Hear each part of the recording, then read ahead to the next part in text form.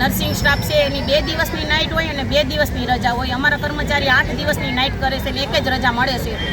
તો અમારો મુદ્દો એ છે કે અમને 4 દિવસની આખા સિવિલમાં જે કોઈ વોર્ડમાં નાઇટ આવે ને એને 4 દિવસની આપે. અમારો પહેલાં ઘણા વર્ષ પહેલાં 17-18 વર્ષ પહેલાં 8 થી 2નો ટાઈમ હતો.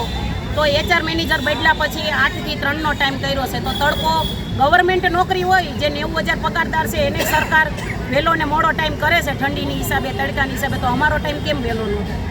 એટલે અમારા ટાઈમની અને અમારો પગાર ગરીબ માણસને લોનો લીધી હોય, કોઈને ગાડીને આપતા જતા હોય, છોકરાની સ્કૂલની ફી જતી હોય, તો પગાર અમારો 1 થી 5માં કરી દેવો. અત્યારે પગાર 22 તારીખે થાય, 30 તારીખે થાય, 20 તારીખે થાય, 25 તારીખ, કોઈ તારીખ ફિક્સ નથી. ને અમારા પૈસા જે મળતા હતા PMJYના એ પૈસા વર્ષ દિવસથી દેવાનું બનશે. ભાવનાબેન HR મેનેજર બદલ્યા પછી અમારી ઘણી વસ્તુ બનશે. અમારા OPD વાળાને નાઇટ કરવાની ન આવે તોય OPD વાળા સ્ટાફની પાસે નાઇટ કરાવે, OPD વાળા સ્ટાફ પાસે રિલીવરમાં નાઇટ કરાવે. જેને નાઇટ કરવાની જ નથી આવતી, જે